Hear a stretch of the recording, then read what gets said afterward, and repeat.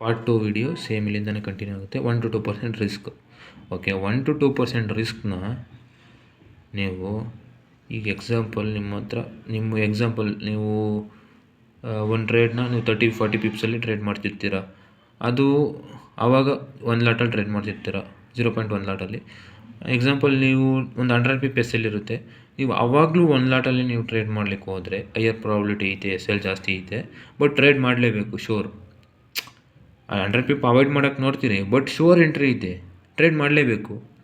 ಆವಾಗ ನೀವು 0.1 ಲಾಟಲ್ಲಿ trade ಮಾಡ್ತಿರ್ತೀರ minimum, ಆವಾಗಲೂ ನೀವು 0.1 ಲಾಟಲ್ಲಿ ಟ್ರೇಡ್ನ ಮಾಡಬಾರ್ದು.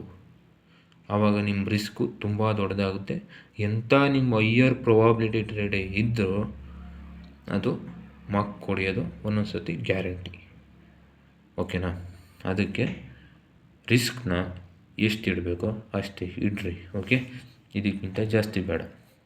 ನೆಕ್ಸ್ಟ್ ಬರೋದು manage your risk. Manage your risk main important. ನೀವು ಒಂದು ಟ್ರೇಡ್ನ ತಗೊತೀರ,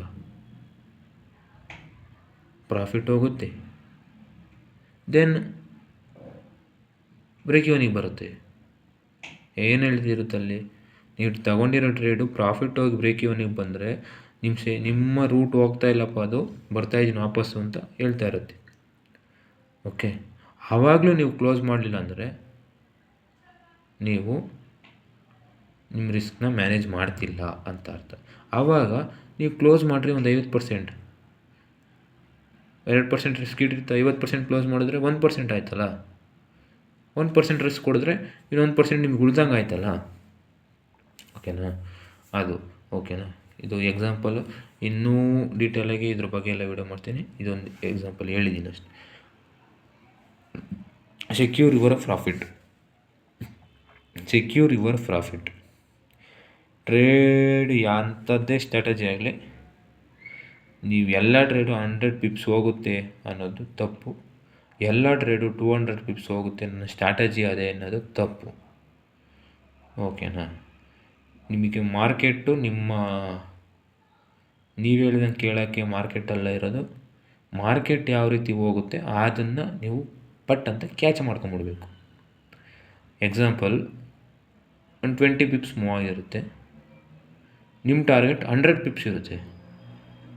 100 ಪಿಪ್ ಹೋಗುತ್ತೆ ಅಂತ ನೀನು ಹೇಳಿದ್ಯಾ ಮಾರ್ಕೆಟ್ಗೆ, ಹಂಗೆ ಹೋಗುತ್ತಾ? ಇಲ್ಲ, ಯಾವುದೇ ಕಾರಣಕ್ಕೂ ಇಲ್ಲ, ಅವೆಲ್ಲ ಸುಳ್ಳು.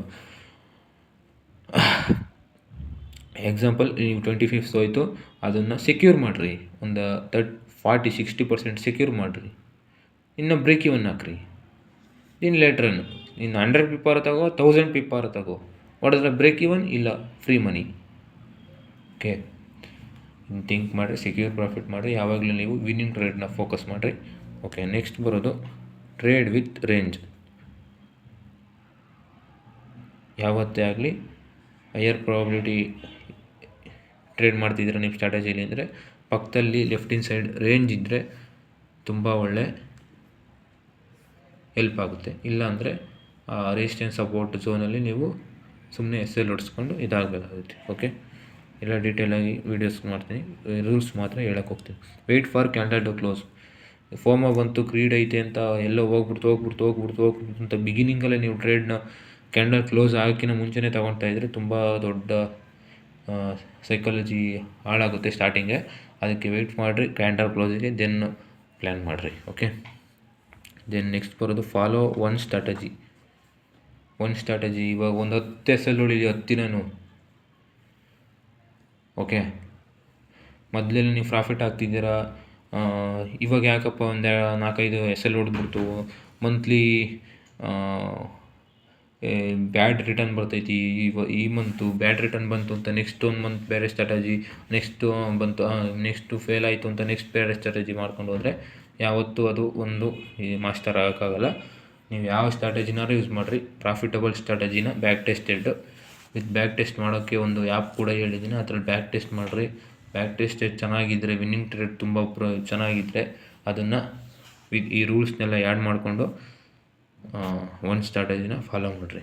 ಫೇಲ್ ಆಗಲಿ ಪಾಸ್ ಆಗಲಿ ನೀವೇ ಇಂಪ್ರೂವ್ಮೆಂಟ್ ಮಾಡ್ಕೊಳ್ಳಿ. ಓಕೆನಾ? ಒಂದು ಸ್ಟ್ರಾಟಜಿ ವಿತ್ ಲಾಸ್ಟ್ ನಾನೇ ಹೇಳ್ತೀನಿ, ಯಾವತ್ತು ವಿನ್ನಿಂಗ್ ಟ್ರೇಡ್ನ ಫೋಕಸ್ ಮಾಡಿರಿ.